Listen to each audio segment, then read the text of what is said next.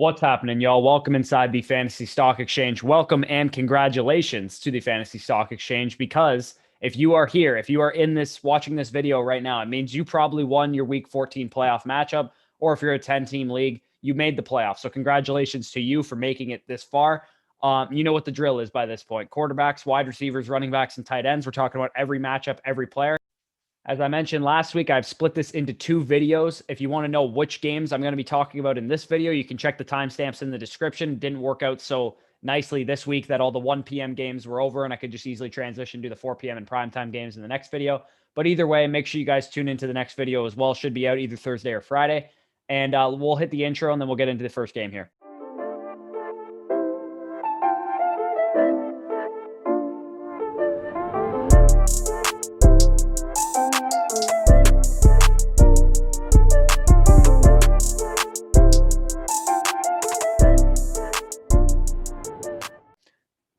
All right, before we get into this first game, guys, make sure if you received any value from us over the course of the season, I want to encourage you right now, pause the video, go hit the like button, helps us out tremendously. If you have any questions about your playoff matchups, if you want to just tell us that we helped you win or we're jackasses for helping you lose, go leave a comment into the comment section. It helps us out regardless. Subscribe to the channel if you are new.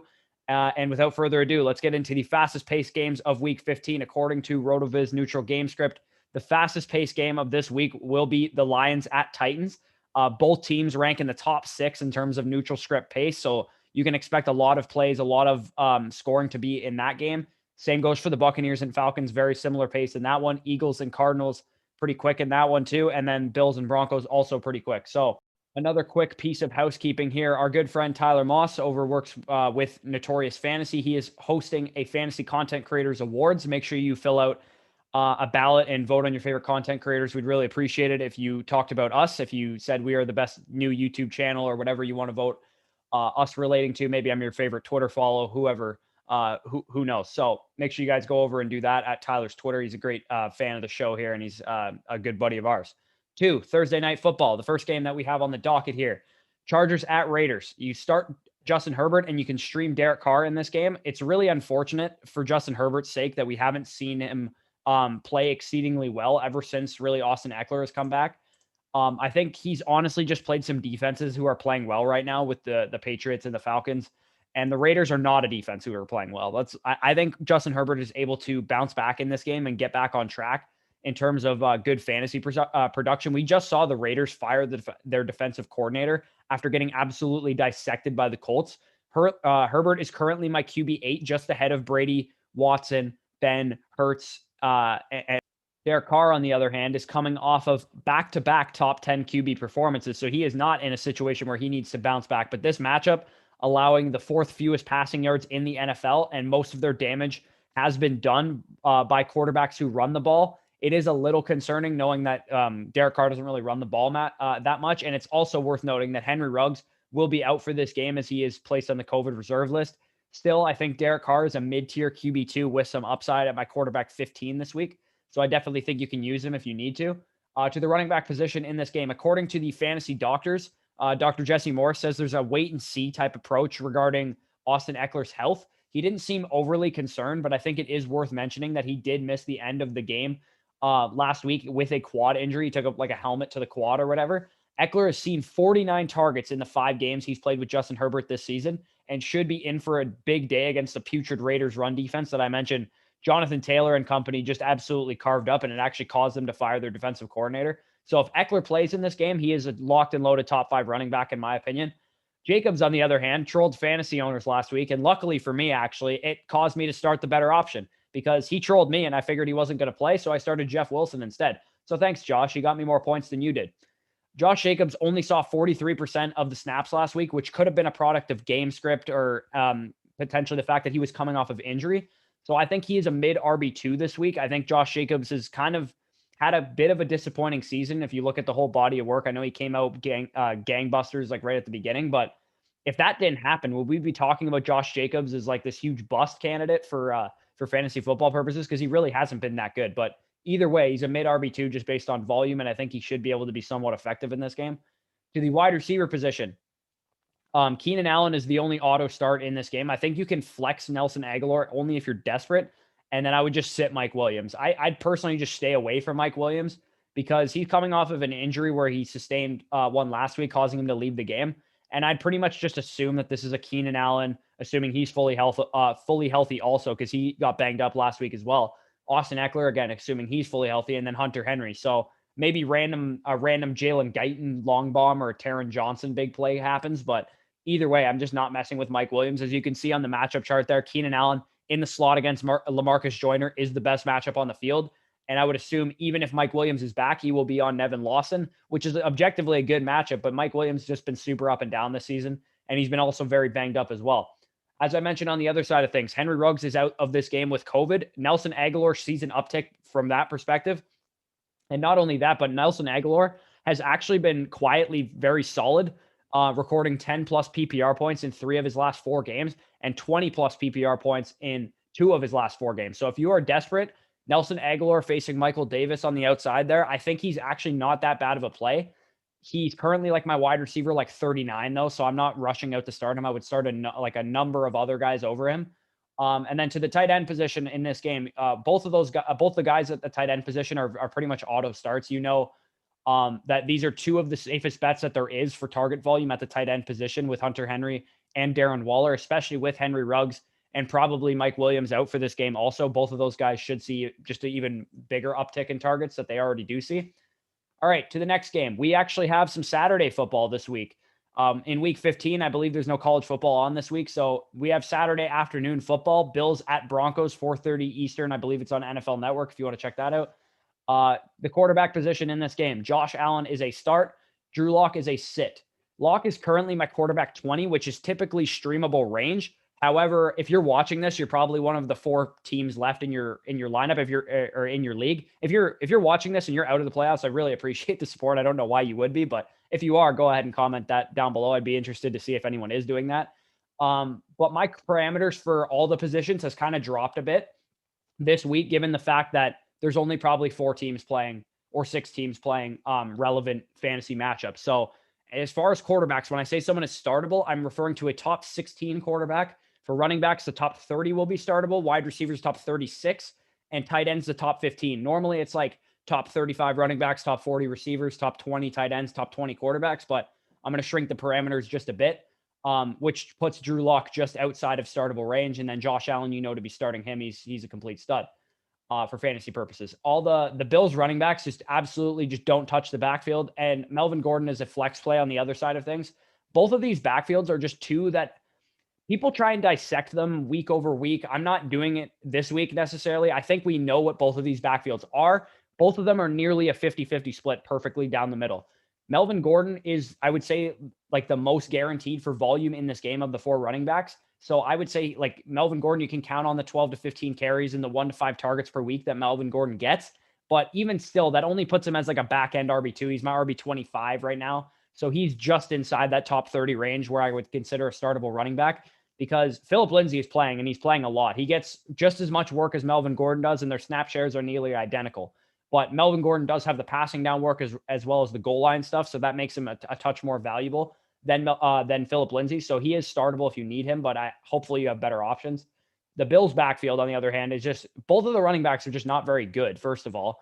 For an offense that the quarterback takes the valuable runs away from the running backs, being in the red zone and on the goal line and all that kind of stuff. And the O-line is just much, much better at pass blocking than they are at run blocking. So I will just completely pass on this backfield for the rest of the season. I'm not messing with Zach Moss or Devin Singletary. We thought there was a brief point where Zach Moss might take over the backfield, and then he fumbled, and Devin Singletary got all the work. And this is just kind of returned to the 50-50 split it's always been. So I'm not messing with this backfield at all. To the wide receiver position in this game, you have Stephon Diggs, who's been absolutely spectacular in this entire season. He, Robbie Anderson, and DeAndre Hopkins have effectively debunked the wide receiver changing teams narrative, especially in this year where there was no OTAs or mini camps or a limited training camp and no preseason. I'm kind of surprised that all 3 of these dudes, who are probably the biggest 3 movers at the wide receiver position, I'm surprised that all 3 of them have actually been quite good for their respective teams, with Hopkins and Diggs just being incredible. Cole Beasley has received double-digit targets in 3 of his last 4 games. And Denver is still without their top 3 corners. As I mentioned last week for Robbie Anderson, Essang Bassey tore his ACL, AJ Boye has been suspended, and Bryce Callahan is out as well. So as you can see on the matchup chart there, you have Cole Beasley against Will Parks in the slot. Should be a great matchup for him. And then Stephon Diggs against Duke Dawson on the outside, who also left last week's game with an injury. I'm not exactly sure what his status is, but either way, Stephon Diggs and Cole Beasley should be sure bets for volume in this one. On the other side of things, I'm really not willing to bet on any of the Denver Broncos receivers. Tim Patrick and Jerry Jeudy, I don't think are guys that you want to be trusting in your Week 15 matchup. I think they're fine DFS like dart throws, but I wouldn't start them for redraft purposes. I'd play Patrick of the two if I'm faced with the choice, but neither of these guys are really safe based on the matchup that they have this week and their recent volume. Tim Patrick, as you can see, going up against Levi Wallace, who's actually been pretty good as of late. The Bills' pass defense in general was very bad at the beginning of the season, and it's gotten a lot better. As you saw last week, for the most part, they shut down the Steelers' wide receiving core. And I don't think the Broncos receivers are good enough to get anything done against them.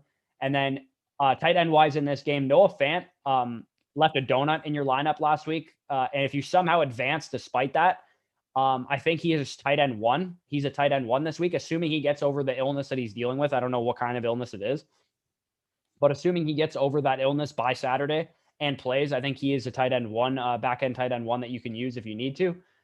And then to the Saturday night football game, we have the Panthers at Packers at 8:30 Saturday night. Quarterback wise in this game, you can start Aaron Rodgers, obviously, and sit Teddy Bridgewater. Aaron Rodgers has recorded an astounding 23 plus points in every single game since week 7. He's in an excellent matchup for him here. This is one of the best matchups over the last 5 weeks in terms of fantasy points allowed by the Carolina Panthers defense to quarterbacks. They've just been absolutely free fantasy points for the quarterback position. So Aaron Rodgers, obviously to start him, but he is actually my quarterback one on the week. So if you have somehow, for whatever reason, have a decision between Aaron Rodgers and Patrick Mahomes, I would actually start Aaron Rodgers over Mahomes in this game. And then as far as Teddy Bridgewater goes, I think you should just have better options to rely on than Teddy. DJ Moore should be back for this game, so I suppose you could use him in an emergency situation, but that's about it. I think you should have better options than Teddy Bridgewater. To the running back position, Mike Davis is a start and Aaron Jones is a start. The most recent news we have relating to Christian McCaffrey is that Matt Rule expects him to miss another game, as you can see on the screen right now. You know the drill, basically. At this point in the season, Christian McCaffrey has missed 10 of the team's 13 games this season. You know the drill by now. No CMC against one of the league's worst run defenses equals Mike Davis as a high-end RB2, low-end RB1. It's pretty much obvious you play Mike Davis if you have him, and hopefully if you have Christian McCaffrey, he can come back for you next week, but I wouldn't hold your breath based on the position that the Panthers are in. They might just shut him down altogether, or they could ultimately troll us and come back week 17 and play McCaffrey then. Aaron Jones, on the other hand, could go hog wild in this game. Both of these defenses are a top 10 rushing matchup, but also both of them are top 5 for receiving backs. And we know, if nothing else, Aaron Jones can get it done through the air. And I think Aaron Jones could have a monster performance in this one. And if you go up against Aaron Jones in your playoff matchup, just knock on wood that he has Jamal Williams siphon a couple touchdowns from him, because this could be a big outing for Aaron Jones. On the wide receiver side of things, Adams is an auto start. And then as far as the Panthers receivers go, I would flex DJ Moore and Robbie Anderson, and then low end flex Curtis Samuel. DJ Moore has been activated off COVID reserve about 2 hours ago. That news came out, which indicates that he's probably back for this game. Both Anderson and Moore, if they both play, are low end wide receiver 2s with Anderson's matchup against Jair Alexander, as you can see on the screen. That definitely downgrades him from the mid wide receiver 2 range that he normally is. And DJ Moore potentially being limited coming off of COVID-19. I'll downgrade both of those guys to like wide receiver 22 to 24 range. And then Samuel becomes a low end flex play at best with DJ Moore returning. If DJ Moore were out for this game, then Curtis Samuel would see an uptick, obviously, and be in that kind of wide receiver 2 range as well. But because he's back, then you can't really trust him with the other 2 guys there. On the other side of things, Devontae Adams is an auto start, as I mentioned. Alan Lazard and Marquez Valdez-Scantling, only if you have absolutely massive nuts. Honestly, like if you start these dudes, be prepared for them to disappoint you, but you could be right and they could come through for you. But unfortunately for me, I am not willing to bet on those type of guys. And also, unfortunately for me, I have to kick my playoff matchup off Saturday night against Devontae Adams, which is not fun for me at all. As you can see, I'll put my matchup for my fantasy league on the screen right now. This guy's team is ridiculous. His team, I'm going up against an absolute juggernaut. He made some great trades this year to get a team like this. So wish your boy luck. This is a league for a lot of money. It's over $2,000. And if I can win this matchup, this is the league favorite right here. If I knock him down, I have a good chance of winning the league. But I'm gonna need some luck on my side. You can see I have a lot of good matchups for my players, but he also just has a lot of great players, so it's gonna be hard to beat him. As far as the matchups go for the Packers receivers, you can see on the screen right now, Devontae Adams has primarily been a slot receiver this year, running a lot of his routes from the slot. So he'll be up against Jeremy Chin, who's been a very promising rookie, but I can assure you he's going to struggle with Devontae Adams because everyone struggles with Devontae Adams. To the tight end position in this game, Robert Tonyan is the only startable tight end in this game. 4 straight games with a touchdown. You basically need a touchdown from Robert Tonyan, unfortunately, for him to be useful, but he's playing with an MVP caliber quarterback right now. So he vaults higher than guys like Rob Gronkowski for me, because Rob Gronkowski is also a touchdown or bust type of tight end option, but he's not playing with Aaron Rodgers at the level that Aaron Rodgers is playing at right now, even though Tom Brady's playing pretty well in his own right. So Robert Tonyan, top 5 tight end, just got to hope for him to get in the end zone, and I think there's a pretty good chance he does so in this game. To the next game that we have here, we have the 49ers at Cowboys. This is the first of the 1 p.m. kickoffs. At the quarterback position, I would sit both of them. Don't start any of the quarterbacks in this game. We expect kind of a relatively low pace for 2 bad quarterbacks, Andy Dalton and Nick Mullins. So I would say neither are playable in what should be a relatively lower scoring game. And if any scoring comes, it should be from the opposing team's run games. Speaking of run games, the running back start of the week for me on this slate is Raheem Mostert. I think you can also flex Jeff Wilson in this game, and then you start Zeke Elliott on the other side of things. With the 49ers running backs, I think they have clear roles. Mostert is the primary ball carrier. He's out-carried Jeff Wilson 39-30 in the past 3 weeks that Mostert has been back. They pretty much split passing work evenly, and Wilson looks to be the clear red zone, goal line, short yardage guy. So both guys are actually playable. As I mentioned, I think Jeff Wilson's just inside my top 30, but Raheem Mostert is my start of the week. And for the reason that the Cowboys run defense is very, very prone to explosive runs. And I'm predicting a Raheem Mostert long touchdown in this game because, I mean, we saw Antonio Gibson break off a couple big ones. We saw Lamar Jackson do it when they played them. This Cowboys run defense just kind of is bad. And when you get out in front of them, they just don't have the speed to chase you down, especially for a guy like Raheem Mostert, who's probably the fastest running back in the NFL. And as you can see, over the past 5 weeks, only the Houston Texans have allowed more fantasy points per game to the opposing running back position of the other team. 25.7 running back points per game allowed by the Dallas Cowboys should mean that Raheem Mostert and Jeff Wilson could be both usable in this game.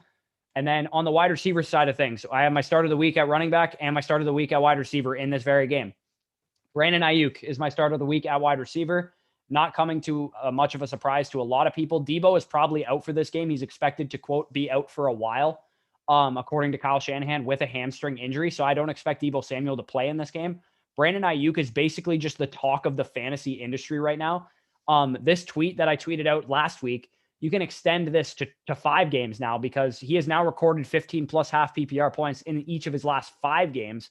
And then 7 of his last 9 games, he's between 12 and 20 fantasy points. I think Brandon Ayuk, man, like the only player in the NFL that has more targets over that stretch over the last 5 games is Keenan Allen. Brandon Ayuk has been that good, and I would sit him for a number of other receivers. I have him inside my top 12 this week because I think he is just going to absolutely go off with no George Kittle still, obviously, and no Debo Samuel in this game. He's just poised to see a crazy amount of targets. He saw 16 last week against the Washington football team, who've been notoriously a bad matchup for fantasy receivers.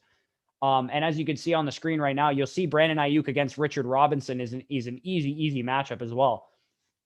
And Debo Samuel is listed on the matchup chart there, but I highly doubt he plays. So that's probably Richie James instead. And Brandon Ayuk just in a great position to smash this week. On the Cowboys side of things, we have Amari Cooper, who's been a consistent wide receiver too, pretty much anytime Andy Dalton's been the starting quarterback. So he's easily in your lineup. And then Amari Cooper also has a touchdown in 3 straight games. And then CeeDee Lamb, on the other hand, is just not safe enough to trust, in my opinion. You could see Amari Cooper is going to be against Richard Sherman in coverage. Probably not a shadow matchup because they don't use Richard Sherman that way. But CeeDee Lamb, even against Deontay Johnson, not the Steelers receiver, but the slot corner for the San Francisco 49ers. I'm just still not willing to trust him. Maybe he has a big game, but if you want to risk it, he's much like Alan Lazard or Marquez Valdez-Scantling, that he's just a guy you don't want to be relying on in your fantasy semifinals. But if you want to do it and you got the nuts to do it, go ahead. It just won't be me.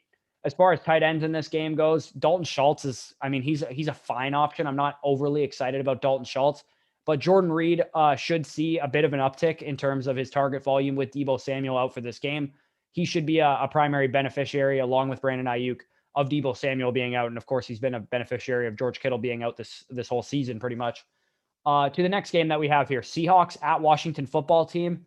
At the quarterback position in this game, you start Russell Wilson, and then you sit whoever the Washington Football Team quarterback ends up being. It's a tough matchup for Russell Wilson to end the passing game. Bottom 8 matchup for both the quarterback and wide receiver position, although I will get to their more recent stats in a couple minutes.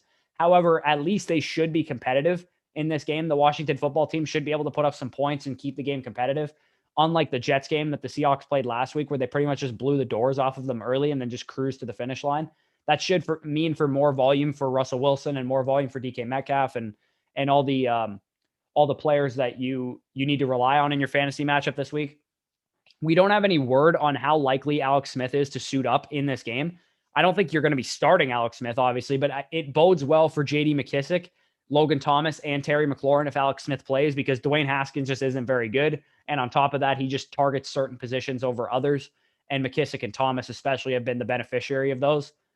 To the running back position in this game, Chris Carson, you definitely throw him into your lineup, and then J.D. McKissic also into your lineup. I think he's more of like a flex starter, but I think you can still use him.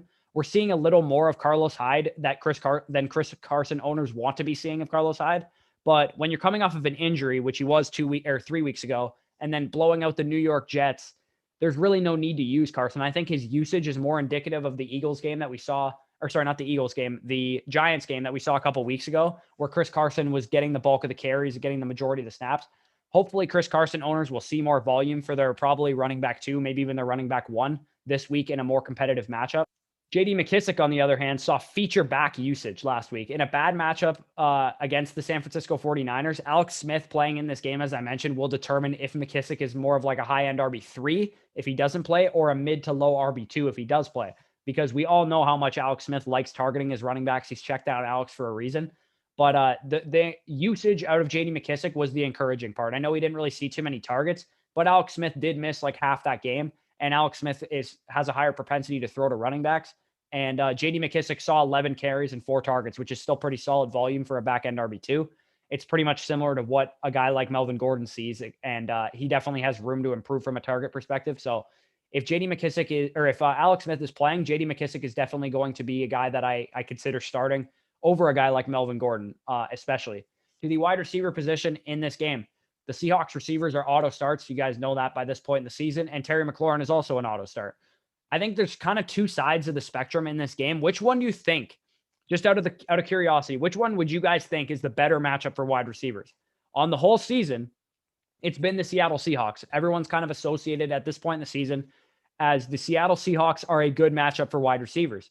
And on the flip side of things, everyone's kind of associated that the Washington Football Team is a bad matchup for wide receivers. However, the Washington Football Team is the 7th best matchup over the last 5 games that they've played. They've allowed the 7 most fantasy points to the wide receiver position. And the Seahawks are the single best defense against fantasy wide receivers over that same stretch. So over the course of the season, they've kind of grown and evolved, and the Seahawks have actually not allowed a single touchdown to a fantasy wide receiver since week 9, which is pretty wild.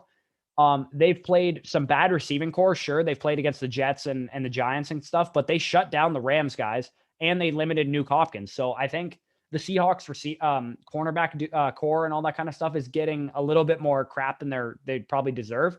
And they've actually been playing a lot better recently. I still think you're starting Terry McLaurin despite that and his recent down games that he's had. But the point still stands that the Seahawks are not this cake matchup that everyone should be just celebrating and thinking is it's just some easy matchup. As far as matchups are concerned, Terry McLaurin is set to see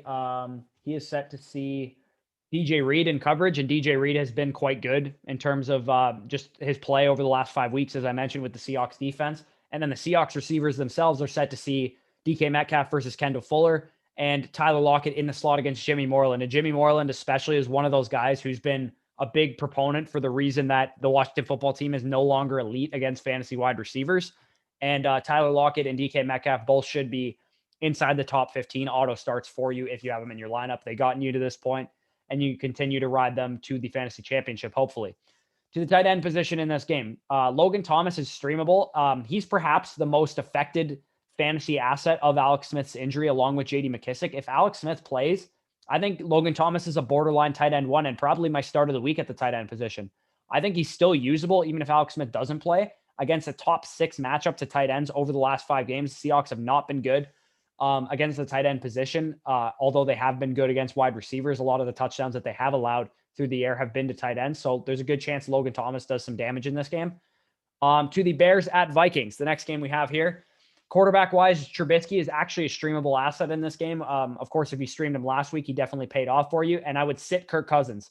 3 touchdowns in 2 of the last 3 games for Mitch Trubisky and another soft defense. This week, he is currently my quarterback 16, and I actually think he is the prime cutoff for who I feel comfortable playing in my semifinal matchup and who I don't feel comfortable playing in my semifinal matchup. So if you go to my rankings, you're going to see where Mitch Trubisky is. I think he's the cutoff for who you're comfortable playing. I believe I have Teddy Bridgewater one spot behind him, who I said I think you could start if you're desperate, but that's kind of the cutoff for Mitch Trubisky. Kirk Cousins, on the other hand, despite playing great for a number of weeks before last week, he showed that it was more a product of the bad defenses that he was playing against, as he played a solid one last week in Tampa Bay, and he absolutely crumbled. He wasn't very good for fantasy, and his passing game suffered as a result. He played a good game objectively from an NFL perspective, but the Vikings offensive line's kind of in shambles right now, and the offense is just not designed to be a high-volume passing offense anyway. This one is probably a similar situation as to last week, as the Bears pass rush and the Bucs pass rush in terms of the way they played last week is probably pretty similar. And I think Kirk Cousins is in for another game where he's under a lot of pressure and could be rattled in this one as well. To the running back position, I'll keep it simple here because it's very simple for these two guys. They're both getting volume and they're both looking good with it. Dalvin Cook is the league leader in touches this season, even in a tough matchup against Chicago. His floor is like a 25 touch fantasy, 15 fantasy point type day that we saw from him the first time they played Chicago. And we all know what his ceiling is. He could break a 75-yard touchdown at any point. And apparently so can David Montgomery, as he did last week. To the wide receiver position in this game. As I mentioned, Jefferson and Thielen had a bit of a down game last week, but they should be set to bounce back. I think they were held in check mostly due to the pressure on Kirk Cousins against the Buccaneers. As I mentioned, these guys should get back on track, but the front of the Bears does present similar problems to the way the front that the Buccaneers presented. If you could see on the matchup chart there, Justin Jefferson against Jalen Johnson and Adam Thielen against Kyle Fuller are the 2 biggest matchup advantages according to Pro Football Focus this week. And those 2 guys are actually the 2 highest rated receivers on PFF. So that's a big reason why they are so heavily favored in their matchups this week. On the other side of things, Allen Robinson is the only startable guy on this team, in my opinion, against Cameron Dantzler, as you can see on the matchup chart. He should feast in this one if he plays anything like he did against Houston. Allen Robinson, I had to go up against last week. And thankfully for me, I somehow managed to win that matchup. And then tight end wise in this game, Irv Smith, if he is alone in that Minnesota tight end room, I think he is actually streamable if Kyle Rudolph is out again. Of course, if they're both back, I would sit both of them. But Irv is actually a borderline start of the week type guy again, around that Logan Thomas range. If Kyle Rudolph is out again for this game, this guy's been uber efficient. And if Rudolph is out, the Bears have been very susceptible to the tight end position. So I like him if that happens as a streamer, but I'm completely out on him if Rudolph is back. And I'm also out on Cole Kmet and Jimmy Graham this year for the rest of the season. Cole Kmet becomes interesting for next season and for dynasty purposes. But as far as this season, I kind of just want to see him get some things done and give me hope for next year. I'm not really willing to trust him in the fantasy playoffs. To the Patriots at Dolphins, we have the quarterbacks in this game. You sit them both. If I was faced with the choice, I'd probably play Tua in this game. But, I mean, we've seen what Bill Belichick has done to rookie quarterbacks. We saw it with Justin Herbert.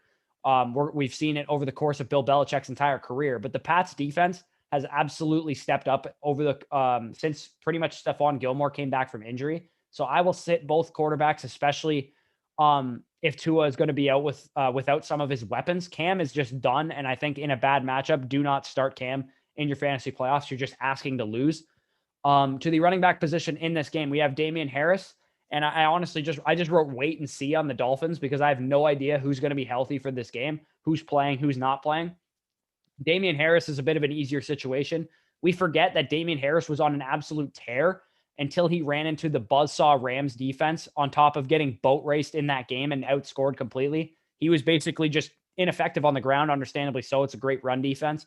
And also the Rams just ran away with that game and we were forced to throw the ball and all that kind of stuff. So the Dolphins are a more favorable run defense than they are a pass defense. So that could lead to Damian Harris being able to get some things done. But Clyde Edwards-Helaire struggled on the ground last week, and I thought he might have had a decent day on the ground. So, I mean, I'm not excited about Damian Harris. I think he's kind of like a back-end RB2, similar to where Melvin Gordon is. I think I would start him over Melvin Gordon, but that's about the range I think Damian Harris is this week.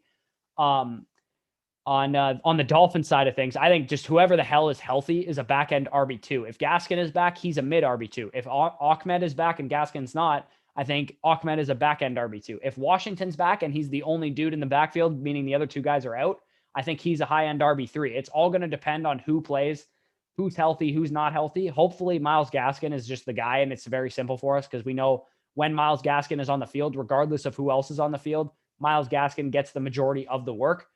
To the wide receiver position in this game, I think I would literally sit every wide receiver in this game. Devontae Parker is the only guy that you could even consider starting. He hopes to be back, quote unquote, for this matchup. But even if he is back, he will be shadowed by Stephon Gilmore, who I know Devontae Parker has had success against in the past, but he's just been straight awful with Tua. And I would sit him even if Devontae Parker plays, I would still sit him. Jacoby Myers on the other side of things, he has the best matchup on the field for New England, but I'm not messing around with that passing offense over Tom Brady's dead body. So to the tight end position, and we were kind of seeing like a mini breakout, but unfortunately it was kind of ended short of a league-winning type back half of the season for Mike Gesicki. If Mike Gesicki plays, he was having a career day before he left against the Chiefs. He didn't practice today, according to recent reports, and I think he is hopeful, quote-unquote, similar to Devontae Parker, to play this week. But I'd say he's probably a 50-50 shot, and I would probably lean on both of these guys maybe missing this game and Tua being kind of screwed as far as his weapons goes. But if Gesicki plays, he's definitely usable in this matchup. To the next game that we have here. Jaguars at Ravens. Sit Gardner Minshew and start Lamar Jackson. I don't even know if Gardner Minshew is good for this passing game or if he's bad for this passing game. Who the hell knows at this point with the Jaguars? But Minshew himself is unplayable against a good defense, despite the Ravens allowing 42 points to Baker Mayfield and the Browns last week. Gardner Minshew is not going to get it done against this Ravens defense. The Jags are just a complete train wreck on offense, and they're just counting down the days until they can hand Justin Fields his number 1 Jacksonville Jaguars jersey. Lamar Jackson, on the other hand, completed only 11 passes on Monday and somehow still put up a monster fantasy day.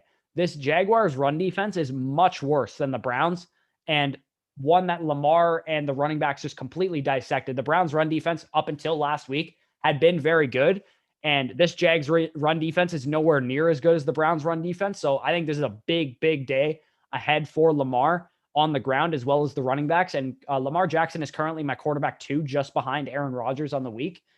And ahead of guys like Patrick Mahomes and Russell Wilson and all the other big guns, because I think Lamar Jackson is going to win some people weeks this week. To the running back side of things, we have James Robinson, and J.K. Dobbins. I think they're both starters, and I think you can low-end flex Gus Edwards as well. James Robinson, low-key, was game scripted out of this past week, playing his lowest snap share of 57% since week 2. I only bring this up because much like the Titans, the Ravens can absolutely roll the Jaguars in this game. On the ground, they can just run away with this game early, pun intended. And James Robinson could potentially be game scripted out of this game as well. Hopefully that doesn't happen for those of you that own James Robinson, but I think it is a possibility that the Ravens just roll him and they're forced to throw the entire game, and they don't really use James Robinson much.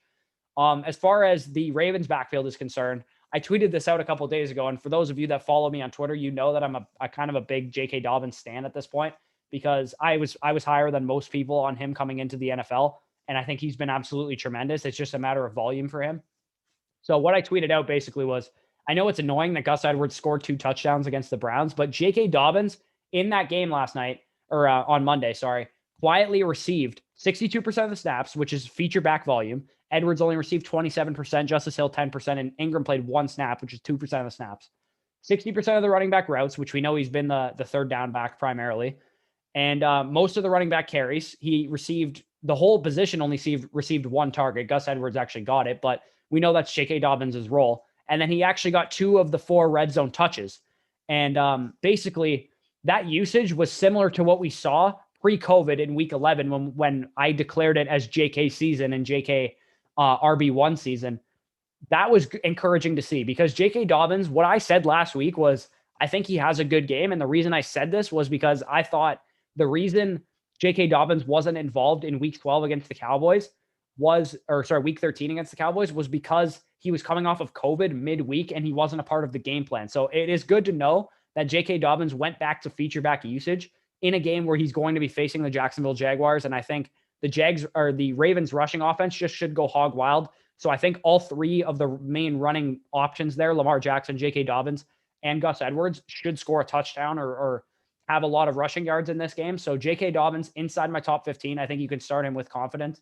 And as I mentioned with Gus Edwards, he should get some volume too, and he'll probably get into the end zone as well. So I think both of them are usable. To the wide receiver position in this game, these are 2 guys that I don't really want to trust in week 15, but I suppose you could if you need to. Hollywood Brown versus Sidney Jones in coverage and DJ Chark versus Jimmy Smith in coverage. Both of these dudes are ultra risky propositions to trust in your fantasy playoff semifinals, but both of these dudes get targets and valuable targets at that. They're both their downfield weapons for their offense. So when they get 9 targets, they only need 1 target to turn it into a great fantasy day. It's a matter of actually being hit by their quarterbacks downfield. And as I mentioned, for Chark's sake, I don't know if Minshew's better or worse than Mike Glennon. I can't really tell at this point. But if you got the balls, these guys are my wide receiver 35 for Hollywood and 36 for Chark. So they're right on that borderline of startable. And they always have very high ceilings on a weekly basis because they can take a 75-yard touchdown all the way down the field. To the tight end position, and then we'll get out of here for this start-sit show. Tight end-wise, Mark Andrews only getting 5 for 78 in a game where the Ravens scored 47 points is a little disappointing. However, that is half of Lamar's passing yards on the day. He passed for 163 passing yards, and Mark Andrews got 78 of those 163. And he only completed 11 passes, and Mark Andrews got 5 of those completions. So I'm not worried about Mark Andrews. I think there should be slightly more passing volume in this game. It's really hard to project a team to only complete the ball 11 times. It'll probably be like 20 times, which is still very low. But Mark Andrews, if he's in this game, he has a great opportunity for a touchdown against the Jags, and the Jags have been bad against pretty much every position for fantasy purposes. So Mark Andrews should be in for a big day in this one. That's it, guys, for this episode. As I mentioned, if you want to tune into tomorrow or Friday, I can't exactly decide when I'm going to get it out for because it is exam week for me.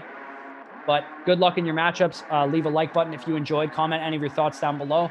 Subscribe to the channel if you're new. Peace out, guys. See you next time. Enjoy your playoffs.